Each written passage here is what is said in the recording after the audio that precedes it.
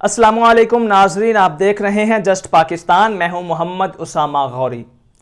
15 اگست 2021 کو افغانستان میں افغان طالبان کابل میں ایک فاتح کی حیثیت سے داخل ہوئے۔ اس سے پہلے افغانستان میں 20 سال طویل جنگ جاری رہی، جس میں مغربی فوجی اتحاد نیٹو، امریکہ اور افغان طالبان افغانستان کی سرزمین پر ایک دوسرے کے خلاف برسر پیکار رہے۔ اس 20 سالہ طویل جنگ نے افغانستان میں لاقانونیت، غربت، افراتفری، معاشی ابتری اور ظلم و ستم کی لازوال داستان چھوڑی ہے۔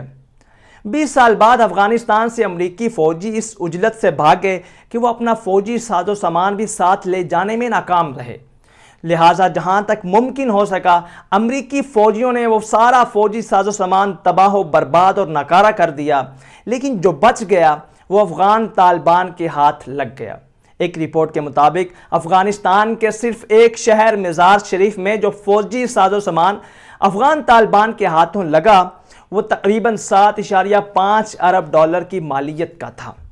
افغانستان میں توپ اور بندوق کی جنگ تو ختم ہو گئی، لیکن بھوک اور پیٹ کی جنگ ابھی تک جاری ہے۔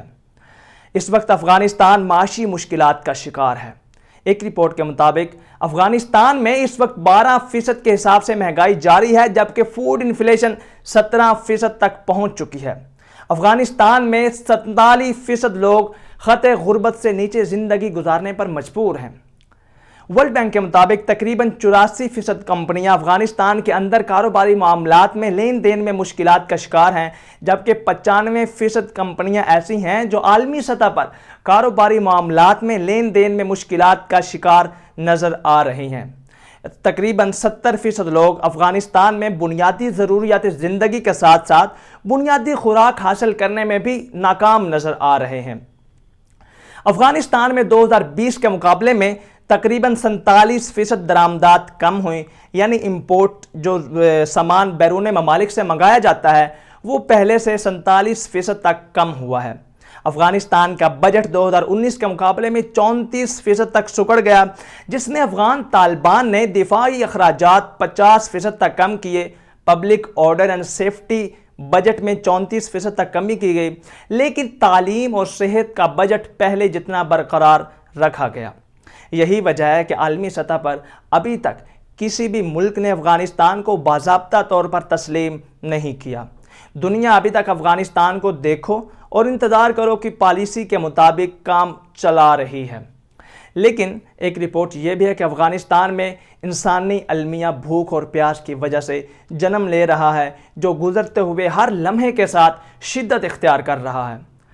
عالمی مالیاتی ادارے یا انٹرنیشنل NGOs کبھی کبھی افغانستان میں امدادی سامان تو بھجواتے رہتے ہیں، مگر افغانستان کے 10 ارب ڈالر جو امریکہ نے سینٹرل بینک میں دبا کے رکھے ہیں وہ کیوں نہیں واپس کرواتے؟ اس کے لیے کبھی عالمی سطح پر اتنی بلند آواز کیوں نہیں بلند کی جاتی تاکہ افغانستان میں جو لوگ بھوک اور پیاس سے مر رہے ہیں ان کو بچایا جائے، ان کے معیار زندگی کو بہتر سے بہتر کیا جا سکے۔